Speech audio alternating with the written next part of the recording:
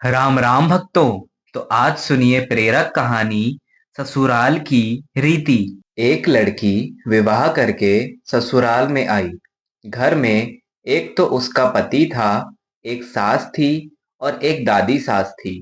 वहां आकर उस लड़की ने देखा कि दादी सास का बड़ा अपमान, तिरस्कार हो रहा है। छोटी सास उसको ठोकर मार देती, गाली दे देती। यह देखकर उस लड़की को बड़ा बुरा लगा और दया भी आई।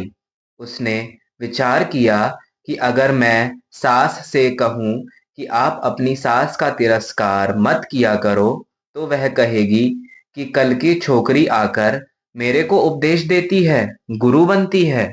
अतः उसने अपनी सास से कुछ नहीं कहा। उसने एक उपाय सोचा। वह रोज काम धंधा करके दादी सास के पास जाकर बैठ जाती और उसके पैर दबाती। जब वह वहां ज्यादा बैठने लगी तो यह सास को सुहाया नहीं। एक दिन सास ने उससे पूछा कि बहू, वहां क्यों जा बैठी?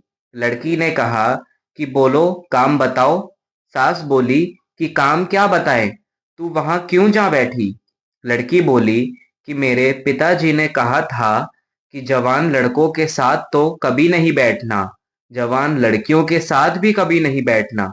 जो घर में बड़े बूढ़े हों उनके पास बैठना, उनसे शिक्षा लेना।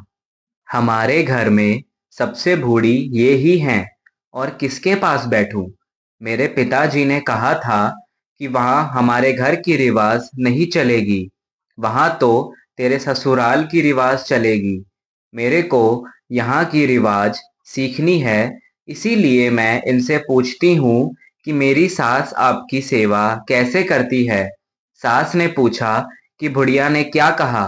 वह बोली कि दादी जी कहती हैं कि यह मेरे को ठोकर नहीं मारे, गाली नहीं दे, तो मैं सेवा ही मान लूं। सास बोली कि क्या तू भी ऐसे ही करेगी? वह बोली कि मैं ऐसा नहीं कहती हूँ, मेरे पिताजी ने कहा है कि बड़ों से ससुराल की रीति सीखना।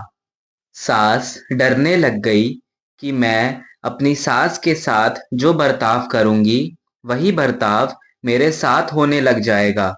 एक जगह कोने में ठीकरी इकट्ठी पड़ी थी। सास ने पूछा, बहू, ये ठीकरी क्यों इकट्ठी की है?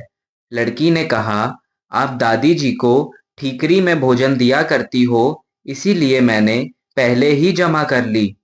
तू मेरे को ठीकरी में भोजन कराएगी क्या? मेरे पिताजी ने कहा है कि तेरे वहां की रीति चलेगी। यह रीति थोड़ी ही है, तो फिर आप ठीकरी में क्यों देती हो? थाली कौन मांजे? थाली तो मैं मांज दूंगी। तो तू थाली में दिया कर, ठीकरी उठाकर बाहर फेंक। अब बूढ़ी माँ जी को थाली में भोजन मिलने लगा। सबको भोजन देने के बाद जो बाकी बचे, वह खिचड़ी की खुरचन, कंकड़ वाली दाल माँ जी को दी जाती थी। लड़की उसको हाथ में लेकर देखने लगी। सास ने पूछा, बहू, क्या देखती हो? मैं देखती हूँ कि बड़ों को भोजन कैसा दिया जाए। ऐसा भोजन देने की कोई रीति थोड़ी ही है, तो फिर आप ऐसा भोजन क्यों देती हो? पहले भोजन कौन दे? आप आज्ञा दें तो मैं दे दूंगी। तो तू पहले भोजन दे दिया कर, अच्छी बात है। अब बूढ़ी माँ जी को बढ़िया भोजन मिलने लगा। रसोई बनते ही वह लड़की ताजी खिचड़ी, ताजा हलवा, दाल साग ले जाकर माँ जी को दे देती। माँ जी तो मन ही मन आशीर्वाद देने लगी। माँ जी दिन भर एक खटिया में पड़ी रहती। खटिया टूटी हुई थी। लड़की उस खटिया को देख रही थी। सास बोली कि क्या देखती हो? देखती हूँ कि बड़ों को खाट कैसी दी जाए। ऐसी खाट थोड़ी दी जाती है, यह तो टूट जाने से ऐसी हो गई है। तो दूसरी क्यों नहीं बिछाती? तू बिछा दे दूसरी। आप आज्ञा दो तो दूसरी खाट बिछा दूं। अब माँ जी के लिए निवार की खाट लाकर बिछा दी गई। एक दिन कपड़े धोते समय वह लड़की माँ जी के कपड़े देखने लगी। कपड़े छलनी हो रखे थे। सास ने पूछा कि क्या देखती हो? देखती हूँ कि बूढ़ों को कपड़े कैसे दिए जाएं।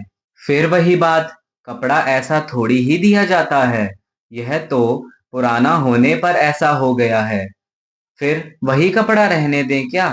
तू बदल दे। अब लड़की ने माजी का कपड़ा, चादर, बिछौना आदि सब बदल दिया। उसकी चतुराई से बूढ़ी माजी का जीवन सुधर गया। अगर वह लड़की सास को कोरा उपदेश देती, तो क्या वह उसकी बात मान लेती? बातों का असर नहीं पड़ता, आचरण का असर पड़ता है। इसलिए लड़कियों को चाहिए कि ऐसी बुद्धिमानी से सेवा करे और सबको राजी रखे।